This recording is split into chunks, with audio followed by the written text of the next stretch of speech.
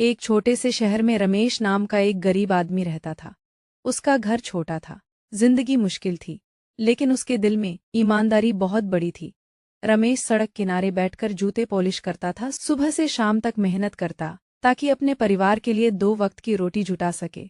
लोग आते कुछ सम्मान देते तो कुछ उसे गरीब समझकर नजरअंदाज कर देते, लेकिन रमेश हमेशा मुस्कुराकर कहता, काम छोटा हो सकता है लेकिन मेहनत कभी छोटी नहीं होती। एक दिन तेज बारिश हो रही थी, सड़कें खाली थीं, फिर भी रमेश अपना काम कर रहा था। तभी एक बड़ी काली कार उसके पास आकर रुकी।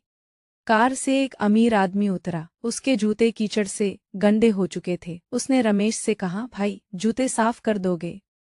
रमेश तुरंत काम में लग गया। कुछ ही मिनटों में जूते चमकने लगे। अमीर आदमी खुश होकर चला गया, लेकिन जल्दबाजी में अपना बैग वहीं भूल गया। रमेश ने बैग खोला, अंदर ढेर सारे पैसे थे। एक पल के लिए वो सोच में पड़ गया। घर में राशन नहीं था, बेटी की फीस बाकी थी, लेकिन अगले ही पल उसने बैग बंद किया और कहा, मेहनत की कमाई ही असली दौलत होती है। फिर रमेश बारिश में भीगते हुए उस आदमी को ढूंढने निकल पड़ा। कुछ देर बाद उसे वो आदमी एक होटल में मिला। वो बहुत परेशान था। तभी रमेश ने बैग आगे बढ़ाते हुए कहा, साहब, शायद ये आपका बैग है। बैग देखकर आदमी की आंखें चमक उठीं। उसने कहा, तुम चाहो तो ये पैसे रख सकते थे, फिर भी वापस ले आए। रमेश मुस्कुराया, गरीबी बुरी हो सकती है साहब, लेकिन बेईमानी उससे भी बुरी होती है। ये सुनकर वो आदमी भावुक हो गया। असल में वो शहर की बड़ी कंपनी का मालिक था। अगले ही दिन उसने पूरे शहर को रमेश की ईमानदारी के बारे में बताया। धीरे धीरे रमेश की कहानी हर जगह फैल गई।